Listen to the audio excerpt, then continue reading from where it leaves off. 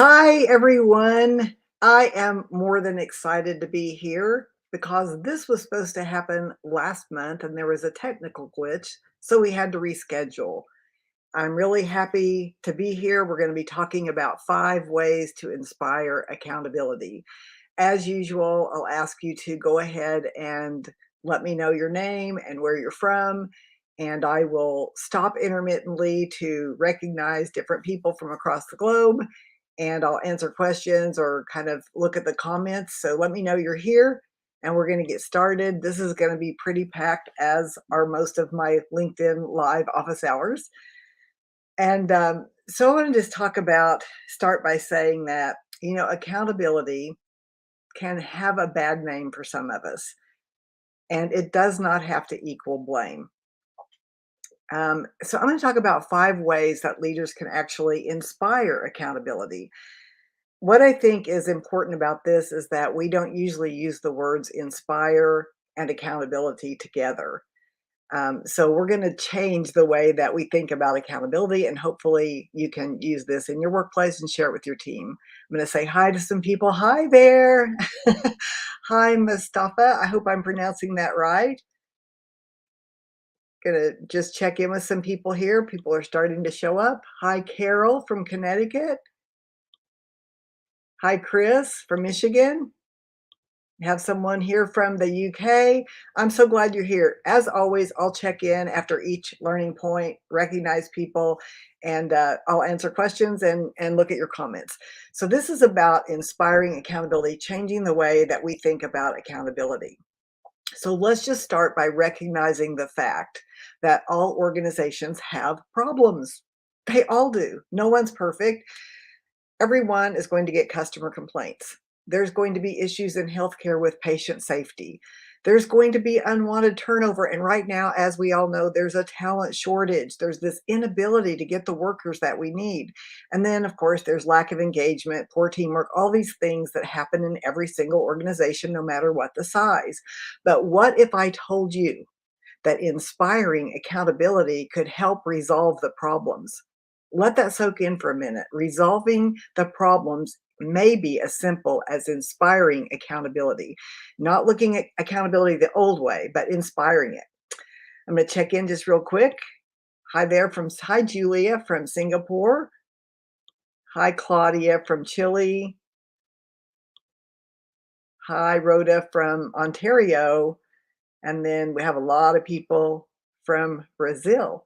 Excited that you're all here. I have something for you at the end of this. If you are international, if you're outside of the United States, I have a QR code you can scan, which will take you to where you can get the book without paying a lot of fees to have it shipped from the US. So let's talk about the agenda for today. Today, I'm going to give a mini lesson on accountability, what it is, and how to see it as distinct from responsibility. So, really making that distinction between accountability and responsibility, and why it's important to distinguish the two. You won't believe how often we use those words interchangeably, and it muddles our message, it muddles the way we think about it. So, once you start distinguishing between responsibility and accountability, it changes the outcome. I'm going to give you 5 specific ways to inspire accountability. So, surely one of these ways is going to apply to you. And I'd love to hear from you afterwards, tomorrow, next week, next month, when you use one of these methods to see how it's changed your performance, your team building, um, the way that people get their work done, the way people view accountability, their openness to learn. I want to hear from you about how this changes your organization. And each method that I'm going to give you today is going to have a call to action that you can put to use immediately. So let's get started with the mini lesson. Accountability has become synonymous with blame. We don't really say that, but we think it. And we worry about who's at fault. Someone's going to be held accountable for this. And accountability has become synonymous with, I'm going to watch over you. And if you don't do it right, you're going to get punished. We want to change that. We want to start to use accountability in a different way, and we want to distinguish between responsibility and accountability. So I'm going to talk about why it's important to make the distinction. We have to start seeing accountability different, and we have to create this new narrative about it, because accountability is when we know if we're getting to where we want to go, or if we're getting the outcome that we want. And so the way that I distinguish this, and if you know my work, you probably already know this, so this will be a nice review. This was in my book, No Drama Leadership: How Enlightened Leaders Transform Culture in the Workplace. I make this distinction, and I made the distinction because I needed this for myself. I kind of struggled with those two words, and are they the same? Are they different? So here's how I distinguish those words. Responsibility, I look at responsibility as ownership. I own it. It's my job, my title, my work. I'm responsible for it. I take ownership of it. And when you think about ownership, anything you own, you're close to. It's of the heart. My house, my car, my work product, my appearance, my work ethic. I own anything that I'm responsible for. My children, I own what I'm responsible for. So it's of the heart. Accountability, on the other hand, is about measurement. Either you got it done or you didn't. It was 6 feet or it was 12 feet. You got 100% or you got 80%. Your gross margin was 20% or your gross margin was 50%. It's about measurement. And so one is of the heart, one is of the head. And it's not an either or world. When they work together, you inspire accountability. So it's both. It's a both and, but we have to stop being afraid of accountability. And when you inspire accountability, you stop getting blamed for micromanaging. I know that's the big fear of most leaders I work with. They don't want to be called a micromanager. So that's another term we need to work on as well. That people will stop hiding information from you, and they will stop skewing the numbers when you inspire accountability. I'm going to check in real quick because I see some of my friends here. Hey, Amanda, glad you're here. And Charlotte from the UK. Hi there. There always has to be a scapegoat. Absolutely. That's one way we use accountability. Who's going to get blamed versus what can we learn? Um, someone, yeah, someone's head will roll is something I've heard on me too. And that's who did it versus, okay, there's someone did it, but what can we learn? Um, Someone said, no drama leadership. Oh, thank you so much. Thank you so much, Leanne. And then Joel from Bentonville, Arkansas. So glad you're all here. And I see another friend of mine that I talk to all the time. Hi, Onkar. And Renato from Brazil. I think I've seen you already. So let's go back and we've now done the mini lesson. We've talked about why it's important to make distinctions. So now I'm going to talk about the 5 ways to inspire accountability. Each one of those has an action item. I'll check in intermittently. I'll regurgitate for those who missed the first part of it. So let's go with the first one. The first way to inspire accountability is to reimagine accountability. Reimagine it. So even though we're going to use that word, we're going to narrate. We're going to have a different narrative about it. We're going to think of it differently. Individually, me, you, and our own responsibility of it, we're going to think about it like this. Measuring my progress helps me improve my results. So in other words, if I get feedback, it has to be the right kind of measurement. That's a whole other topic. But if I can measure my progress, how many calls I made, how much productivity I got done, did I fulfill what I promised? If I can measure my progress, it helps me improve my results. So something I do for my own type of accountability is that I have what I call Strategy Sunday. I look at the previous week and I look at the upcoming week, and I look at what I got done, what I have left to do. It helps me to not drop balls and to keep my word. So measuring my progress. And by the way, real accountability generally involves another person, a witness, and that's what the boss is. The boss, the leader, the manager, the supervisor, whatever terminology you use, you have someone else to agree with the results that you're seeing. So measuring my progress helps me improve my results. That's the way I see accountability. And if I see accountability that way, that measuring what I'm doing, and if we're measuring the right things, of course, it helps me to improve, then what that means is me giving feedback to my employees is about supporting their growth, not about getting them in trouble, not about you're punished, not about you're off work for 3 weeks on suspension. It's really about seeing, are what we measuring, does it really matter? Is this where we need to be going? Is this accountability helping us to get to the island, so to speak? So this is what's going to help you from this new narration about accountability. It's going to help you to stop avoiding and to start really leading because you're not afraid. It's not about getting people in trouble. You see it that way for yourself. The best way I think of this is if you've ever been on a weight management program. One thing I really like is the app called Noom. And I like it because it creates an increased awareness. You step on the scales every single day, not to punish yourself, not to say, oh, I'm so undisciplined, but to see where your habits are. What is it that's creating the triggers for you to eat more than you need or to eat the foods that aren't so good for you? So, accountability is really about awareness and measurement. And it helps us. Real accountability helps us find the glitches to measure what really matters. And this will help you to stop using blame and instead go into a learning mindset. And it's going to be more of an honest assessment of what's happening and how to course correct. That's what I look at accountability as. It's more of an honest assessment because sometimes we find we are measuring the wrong things.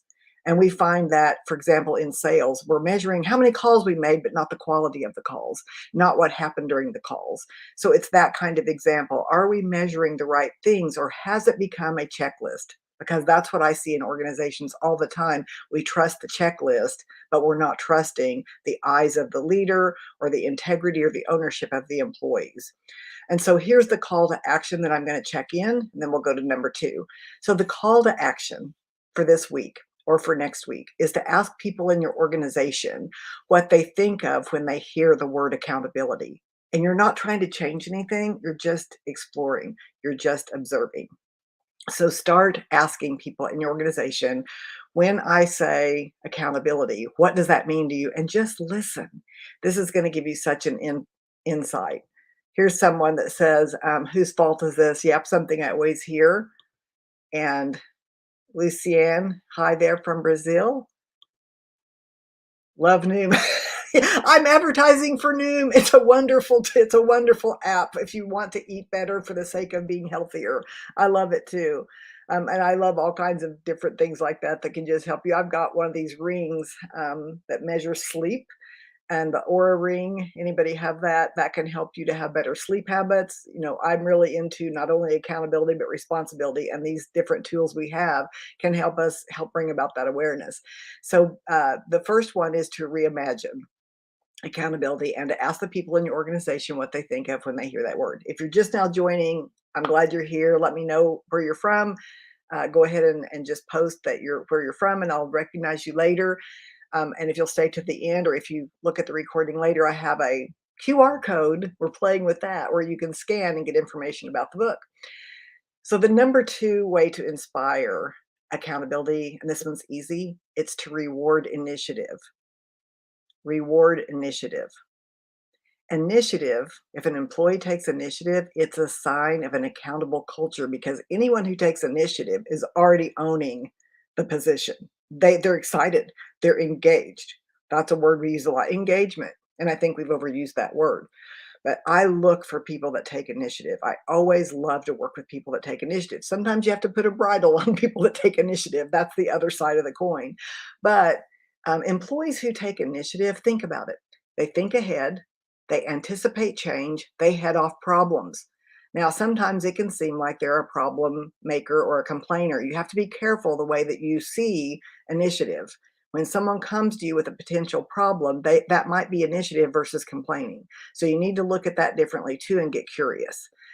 Because if you're the type of leader that, like, don't come to me complaining, come to me with solutions, if that's how you see it, you're not going to get the initiative you would want.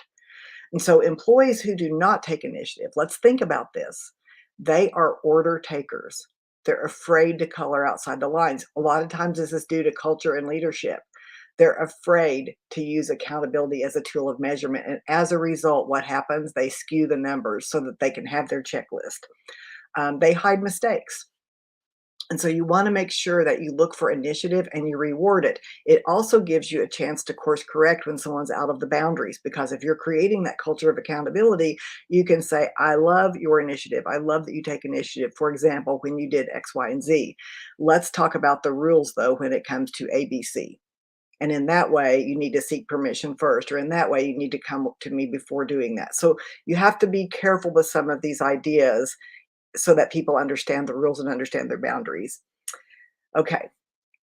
So here's the call to action. Take note of initiative when you see it and when you don't. Because I will tell you that I've got a mother right now my mother is in long term care. I see initiative by the good CNAs that I love that come to me when I go every single day, that come to me in the hallway and tell me what's going on. She didn't eat today. She slept all day. She's in a cranky mood today. To me, that is initiative. There's others that their job is just to lay down the food, clean up a mess, help someone to the restroom. They don't take initiative. They do their job, but that's the checklist mentality of this is my job, and I'm not really thinking ahead as to how what's happening affects other people. Therefore, I don't make suggestions to a nurse when someone seems a little bit off, like maybe something's wrong. I just do my job because I'm not a nurse. So I look for those things, especially in healthcare, because I want someone to take initiative and to notice. And so start to notice that in your own organization who takes initiative and who doesn't. And you will find that the ones who take initiative are much more responsible and they seek accountability. They want feedback because they're not afraid of it. I'm going to check in really quickly. Hi, James from Wisconsin. And yes, responsibility, assigned role versus accountability degree measure. Oh, that's good. Thank you for that. That's really good. Take a snapshot of that, everyone, if you want that, or you can look later at the post. Um, and then there's Orlando. Thank you for everything you do. Oh, thank you all for showing up. I wouldn't do it if you weren't here. So I appreciate you being here. Okay, so we've talked about the first two, which is reimagine accountability. Number two, reward initiative. Number three is to increase resources. I'm seeing this across the board. An easy way to even attract more employees is to provide the resources they need to do their jobs. I cannot believe the amount of complaining that's out there about we can't attract employees, we can't attract the right employees, people aren't motivated. Maybe they're not motivated because the resources you're providing are inadequate. So if you lack resources, it's going to be a barrier. Look at this checklist and check it off, write it down right now. It's going to be a barrier to performance, to teamwork, to productivity, to customer service, to talent attraction and retention. Resources is something that is maybe a fixed cost and maybe not that expensive, that would make people enjoy their job more, make it easier for them. I remember when I was working in manufacturing, the arguments that would happen because of the lack of enough chairs to sit down to comfortably do the job. I mean, a $90 chair could have saved so much stealing chairs from other lines and bickering and complaining. It's like, we don't need a workshop on how to get along better. We need 3 more chairs. And so the lack of resource can cause a lot of issues around accountability and culture. And so I want to give you another example. A friend of mine whose daughter was a barista, she enjoyed her job, but it was hard to stand on the concrete floor all day long, and she asked for a mat. A mat, what, $29, $79 a mat to stand on. And the owner said they couldn't afford it. So she quit. I don't know. I just think in a way, if you're not going to provide the right computers, the right technologies, the right resources for your employees, right there is the problem in attraction and retention. Um, I worked with another organization that said, and they have to make phone calls on their company phone. So it's not about the cell phone, but the sales rep wasn't making the desired number of calls and follow-ups. And come to find out, the phone had had a buzzing sound on the online or on the phone, and so therefore it was hard to make the calls. And so rather than talking about we need a new phone, they just didn't make the calls. What you want to do, it's okay for people to ask for more resources. You may not be able to afford all the resources, but you could make life a little easier. Once again, the example of me going to long term, watching a nursing home, one ice chest, a huge hallway. What would another ice chest do? Make it easier? Make it easier for people to do their jobs so they don't have to walk, walk, walk. So I just look at how can we provide resources so that the job is easier, it's more convenient, and it attracts talent because the work is more comfortable. So here's the call to action. What resources are we denying because of the expense or because of lack of time? And how is that contributing to our problems? So that is number three, increase resources. I check in once again. Hi, James. Hi, Rob from Boston. Anybody else online? If you are, just go ahead and sign in and I'll say hi to you later. Hi, Leanne. Okay, so let's just go through these. Number 1, reimagine accountability. Number 2, reward initiative. Number 3, increase resources. And now we're ready for number 4. Number 4, I don't see this a lot, not real development. Develop your front line leaders, your emerging leaders, your supervisors, from supervisor to manager, develop them. I'm just going to say this, and you all know this, and you can post to tell me what's true in your organization or what you've seen with an organization you have worked for. The problems with frontline leaders is pretty basic, and it's pretty much the same everywhere. Frontline, new leaders, brand new leaders, frontline leaders, they struggle with identity when they're promoted. They don't see themselves as a leader because there's been no initiation, there's been no orientation, there's been no, it's sort of like this with development on leadership. It's almost like it's not relevant till it's relevant, but there's no mentoring, there's no bridge. And what I've seen a lot of times is we just going to gather up the 20 frontline new supervisors. We're going to pop them in front of a webinar or a video series, and we're going to call it good. That is not development. That's a little bit of awareness. Development is mentoring, coaching, just in time training when they need it, whenever they're struggling with something because they have trouble with initiating difficult conversations. That's not something that matters until it matters. It doesn't matter. When you think you're going to be a leader, it looks easier than it really is. They struggle with decision making. They feel their decisions won't be supported because they're not clear on the rules. They're not clear, therefore they can't align to what the top organization wants. So they are afraid to make decisions. They also struggle with self-regulation. They've never had to think strategically, hold their temper, circle back around, build a plan for how they're going to communicate. These are new skills, and all first-time leaders struggle with this unless they've been in a leadership position without the title. They also hide challenges from their upper level leaders because they fear looking incompetent. They take on the burden, and we'll talk about that, yet they don't have the ability. We'll talk about that in a minute. So here's your call to action. Stop relying on the checklist and the documentations to prove accountability. People are going to check the list. Oh, I got it done. We have a checklist. We did that. Did they? Take a look at how your frontline leaders are struggling, and as a result, not inspiring accountability. I'm going to check in real quick again. Hi, Melvin from Texas. Glad you're here. Hi, James. I think I've said hi to you already. So, I'll just go through those once again. Reimagine accountability, reward initiative, increase resources, and develop frontline leaders. Now, if you're just now joining, please type your name in, where you're from. You can also watch this. It is recorded. It'll be on LinkedIn later. I also put these on my YouTube channel. Not a big channel. I'm not trying to build subscribers. It's a place for me to put things so that if I want to share it with a client, I can. These are free. They're not meant to be sold. So you're free to go to YouTube and sign up there as well. And if you're liking what you're hearing here and you feel like it would help others that you're connected with on LinkedIn, go ahead and share this on your thread. I don't care at all. In fact, it helps me to get exposure. And as you know, I have a book coming out next month, May 3rd. That's the big book launch. That's when the publisher wants everybody to purchase. So I hope you'll consider that as well. So we're going to into number 5 right now. And number 5 is a little bit conceptual and a little bit, you have to kind of think about it. And I'm going to try to put visualization to it so it's not a hard concept to understand, but it's something that I work from all the time. And that is to balance choice and responsibility. Once you understand this concept, you'll be able to see all kinds of problems everywhere. Here's the idea that when there's a gap in accountability, which is measurement, when there's a gap in accountability, look for an imbalance between choice and responsibility. And I've got something to show you here in a minute. So either there's too much choice and not enough responsibility, or there's too much responsibility and not enough choice. So here's an example. A leader is given too much responsibility for results, but they can't use their authority for course correction. And many frontline leaders are disillusioned when they discover their hands are tied when it comes to enforcing policy or giving feedback. So what I want to do is, okay, Michelle said that's where I'm struggling.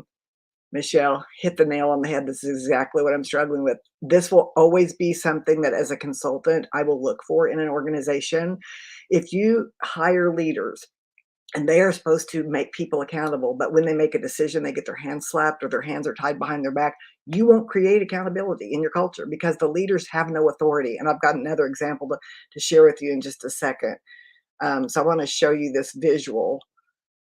I built this, and this is kind of a weird way to do this, but it kind of helps sometimes. So I'm going to show it to you. On the left, you'll see there's a weight that's, I don't know what the shape is, but there's a cylinder weight on the right and different kind of shape on the left. So if the one on the left is called responsibility, the one on the right is called choice. When there's too much choice and not enough responsibility, there's an imbalance. And the same imbalance happens the other way. So choice and responsibility always have to equal. If you give someone too much choice, and we're seeing that in our country right now, across the globe, we're seeing it. There's so many choices because we have access to social media, to it, we can just punch our thumb on an app from Amazon and something's delivered to our door the next day. So people are running up their bills because they don't understand that with that choice, with that freedom, with that opportunity, there's a bill to pay. And so sometimes people don't understand that anytime you get a new freedom, you have a new responsibility. Let's think about this. A little baby, very little freedom, but no responsibility. Someone cares for them. They get changed, they get fed. They don't have any responsibilities. They get older, they get responsibilities. We turn 16 in the USA, we get a driver's license. You get to drive. But does that come with no responsibility? No, you still have to get insurance. You still have to abide by the rules, which is no drinking and driving, no speeding, passing people in no pass zones. You still have to abide by the rules and be responsible. And if it's your parents' car, you better get it in on time. So there's always, whenever there's too much freedom and not enough responsibility, that creates a corrupt organization and a corrupt society. And I'm going to give you an example that I see. And if anybody here is within a government agency, you're going to know exactly what I'm talking about. Hey, Michelle, a good friend of mine. So glad you're here. This is an example. Government agencies struggle with employee motivation and performance all the time. And I can tell you why. Part of the reason, no matter how well an employee performs, there's pressure to give only a 3 out of 5 on the yearly, which I don't agree with yearly performance evaluations. In fact, probably just honest conversations ongoing is the answer. And I teach that. But there's pressure to give a 3, not a 5, to the highest performer because there's no budget for raises. So we're just going to give people a 3, even if they're great. Now, the poor performers, they get a 2.5. So they get their hands slapped, but we don't ruffle feathers because there's a union. And when the system is flawed because of an imbalance of choice and responsibility, we get compliance and not accountability. And you can have an employee that has worked for your organization for 20 years, is in the baby boomer category, so you can't fire them because you're going to be accused of, I'm that age, so there's no bias here. It's just that you can't let them go because they've gotten good evaluations for the last 20 years and they haven't performed and they know how to work the system. And here's a great quote. With great power comes great responsibility. Yes, quote from the Spider-Man movie, but it's so true. It's so true. So I also have seen, these poor performers that get a 2.5, they're really almost equal with a person who deserves a 5. And so that system doesn't work. It's only a checklist. So here's the call to action. Look for poor decision making at the frontline leadership level, then assess the level of responsibility to the choices provided. Just look at the balance of choice and responsibility. So look at the poor decision making, look at when decisions are poor, then look at choice and responsibility. Did they really have a choice? Or are you expecting something that's not going to happen? So it's about telling yourself the truth. It's about really telling yourself the truth. And so what I'm going to do now is I want to just leave you with this thought. Accountability doesn't need to be feared. It needs to be inspired. The 5 tips that I gave you was reimagine accountability, reward initiative, increase resources, develop frontline leaders, and balance choice and responsibility. And I gave you that visual of choice and responsibility. I'm asking you to please share this on your thread if you got value today. Follow me to get updates. If you want to get updates like this to be invited, if you follow me, LinkedIn will let you know. So that's the only reason. Or you can connect with me if you tell me that this is where we met and you're not trying to sell me something, then you can connect with me there as well. So I'm going to now give you a QR code and you can snap a picture of this. If you are an international, if you live in Brazil, you live in China, you live in Saudi Arabia, you can scan this code and you can get to you now. You can scan this code and this will take you to a place that sells books all across the country. And I believe there's no delivery or mailing fees. So that I was happy to find this out. I didn't even know about it because most people in the US order from Amazon, which you certainly can do. Pre-orders are here, and if you pre-order, you're going to get the book immediately. If there's a lot of pre-orders, and it may get stuck, and then you may have to wait a little while if you don't pre-order. So pre-orders ensures that you're going to get the book delivered to you on May 3rd. And I hope you will save the spot and join me on May 3rd because I'll be giving an overview of the book. That's the day the book is going to be mailed out. And here's what it looks like. I've got my own pre-publication copies. I'm really excited about it. And thankful for everyone who's inspired me and stays with me, and um, very thankful. Thank you, Kelly. Great job. Can't wait to share with my team. I hope you do. And I want to hear from you. So, if you're looking at this later on with your team, feel free to go to the thread and post the insights that you gained or email me directly, Marlene@marlenechism.com. You can also get a free discussion guide of the book, which if you go to my website, marlenechism.com, when you see books in the navigation, go there. You can get a sneak peek or you can get the discussion guide. I appreciate you joining me today. I hope that this will inspire accountability in your workplace, and I will see you May 3rd.